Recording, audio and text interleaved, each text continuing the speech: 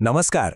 कामगार निरीक्षक परीक्षा 2026 ची जोरदार तयारी करणाऱ्या सर्व भावी अधिकाऱ्यांचं आजच्या या खास विश्लेषण सत्रात खूप खूप स्वागत आहे.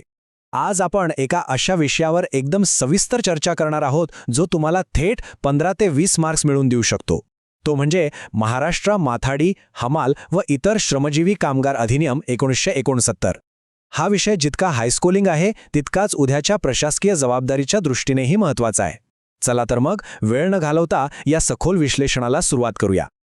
आता तुमच्या मनात साहजिकच एक प्रश्न आला असेल, हा 1969चा कायदा इतका गेम चेंजर का मानला जातो?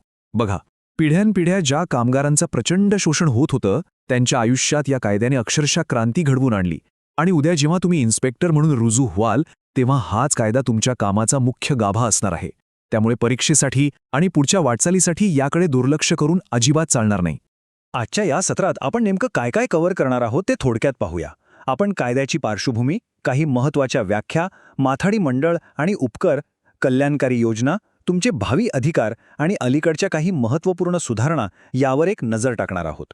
तर सुरुवात करूया आपल्या पहिल्या टप्प्यापासून, कायद्याची पार्श्वभूमी आणि त्याचा मूळ उद्देश. 1969च्या आधीची परिस्थिती खरंच खूप विदारक होती.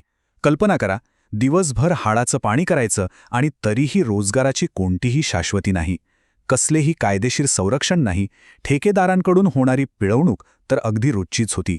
याच अमानवीय परिस्थितीमुळे एका अशा कडक कायद्याची अत्यंत गरज निर्माण झाली जो या कामगारांना खऱ्या अर्थानं न्याय देऊ शकेल.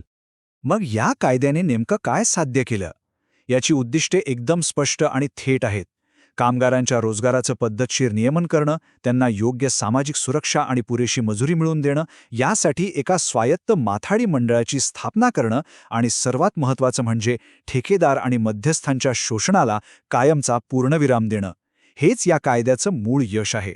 आता वळूया पुढच्या भागाकडे, म्हणजेच कायद्यातील काही अत्यंत महत्त्वाच्या कायदेशीर व्याख्यांकडे.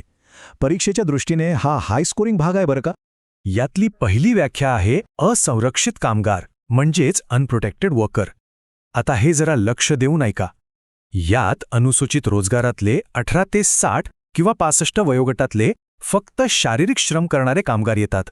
पण इथेच खरी गोम आहे. या व्याख्येतून मालकाच्या कुटुंबातील सदस्य आणि मशीन ऑपरेटर यांना जाणीवपूर्वक वगळण्यात आलंय. परीक्षेत हमखास विचारला जाणारा हा तोच कन्फ्युजिंग पॉइंट आहे जो तुम्हाला पक्का लक्षात ठेवायचा आहे. यानंतरची दुसरी महत्त्वाची व्याख्या आहे हाताळणी काम किंवा मॅन्युअल वर्क. अलीकडच्या काही सुधारणांनंतर ही व्याख्या अधिक धारदार करण्यात आली आहे. सोप्या भाषेत सांगायचं तर हे काम पूर्णपणे यंत्राच्या मदतीशिवाय फक्त आणि फक्त मानवी शारीरिक श्रमाने केलेलं असावं. माल चढवणं, उतरवणं, रचणं अशा निव्वळ मानवी श्रमाच्या कामांचाच यात समावेश होतो. यंत्राचा वापर आला की ते यातून बाद झालं. आता आपण बघणार आहोत या संपूर्ण कायद्याचा कणा, म्हणजेच माथाडी मंडळ आणि उपकर व्यवस्था. कलम 6 अंतर्गत स्थापन होणारे हे माथाडी मंडळ म्हणजे एक त्रिपक्षीय किंवा ट्रायपार्टाईट रचना असते. ह्यात सत्तेचा समतोल कसा असतो बघा. एकीकडे राज्य शासनाचे प्रतिनिधी असतात जे एकूण सदस्यांच्या 1/3पेक्षा जास्त नसावेत, आणि उरलेल्या संख्येत मालक आणि कामगारांचे अगदी समान प्रतिनिधी असतात. हा सत्तेचा नाजूक बॅलन्स आपल्याला अगदी पाठ करून ठेवायचा आहे. आता या मंडळाला निधी कुठून मिळतो तर तो मिळतो उपकारातून, म्हणजेच लेव्हीमधून. कलम 9 अंतर्गत येणारी ही अतिशय महत्त्वाची तरतूद आहे. हे अगदी डोक्यात फिट बसवून घ्या की लेव्ही भरणं ही केवळ आणि केवळ मालकाची जबाबदारी आहे. कोणत्याही परिस्थितीत कामगाराच्या पगारातून ही रक्कम कापता येत नाही. याच पैशातून पुढे कामगारांच्या कल्याणाच्या योजना राबवल्या जातात. पण समजा एखाद्या मालकानं ही लेव्ही भरण्यास टाळाटाळ केली तर इथेच कायद्याची खरी ताकद दिसते. कलम 10 आणि 11 नुसार थकबाकी वसूल करण्यासाठी मंडळाला कोर्टाच्या चक्रा मारण्याची अजिबात गरज नाही. एक अधिकृत नोटीस काढली की थकबाकी थेट जमीन महसूल म्हणून वसूल करता येते. आणि गरज पडल्यास मालमत्ता जप्त करण्याचा थेट अधिकारही या मंडळाकडे आहे. कडक आहे ना? पुढे जाऊया. या गोळा झालेल्या निधीचा नेमका उपयोग कसा होतो हे आपण कल्याणकारी योजनांच्या अंमलबजावणीमध्ये पाहू. कलम 3 आणि 4 अंतर्गत कामगारांना मिळणारे फायदे खरंच खूप मोठे आहेत. PF, ग्रॅच्युइटी, मोफत वैद्यकीय उपचार, अपघात झाल्यास नुकसान भरपाई, प्रसूती लाभ आणि मुलांच्या शिक्षणासाठी शिष्यवृत्ती अशा अनेक गोष्टी यात कव्हर होतात. पण हो, या सर्व सुविधा पदरात पाडून घेण्यासाठी कामगारांची अधिकृत नोंदणी असणं आणि त्यांच्याकडे ओळखपत्र असणं अत्यंत बंधनकारक आहे. आता येतोय आपल्या आजच्या सत्राचा सर्वात फेवरेट आणि महत्वाचा भाग, निरीक्षकाचे अधिकार व कर्तव्य, म्हणजे तुमचे भविष्यातले अधिकार. कलम 14 आणि 15 तुम्हाला इतके व्यापक अधिकार देतात की ऐकून तुम्हाला नक्कीच अभिमान वाटेल.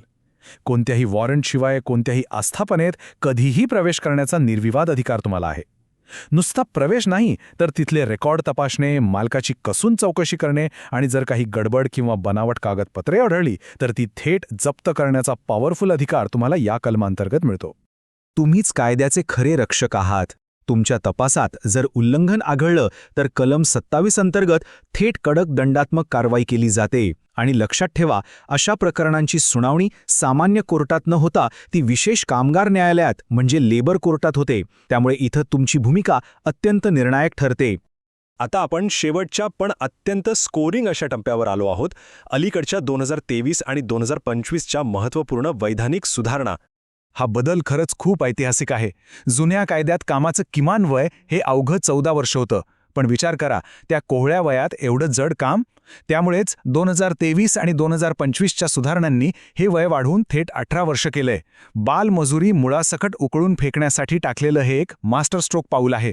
सोबतच वेळखाऊ ठरणारी सल्लागार समिती आता ऐच्छिक करून प्रशासकीय कामाचा वेग वाढवण्यात आलाय. यासोबतच हाताळणी कामाची व्याख्या एकदम क्लिअर करण्यात आली आहे. कामगारांवर नियंत्रण ठेवण्यासाठी असुरक्षित कामगार नियामक प्राधिकरणाची स्थापना प्रस्तावित आहे. आणि सर्वात मोठा बदल म्हणजे प्रशासकीय लालफितशाही टाळण्यासाठी आता विवाद निवारणाची पूर्ण जबाबदारी थेट संयुक्त कामगार आयुक्तांकडे म्हणजेच जॉईंट लेबर कमिशनरकडे देण्यात आली आहे. यामुळे न्यायप्रक्रियेला नक्कीच वेग येईल.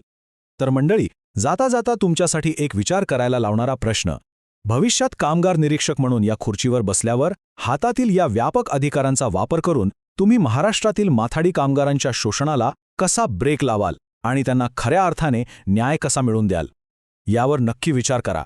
हा कायदा फक्त परीक्षेसाठी नाही तर एका व्यवस्थेत बदल घडवण्यासाठी आहे. आजच्या या माहितीपूर्ण सत्रात सहभागी झाल्याबद्दल खूप खूप धन्यवाद. अभ्यास करत रहा आणि यशस्वी व्हा.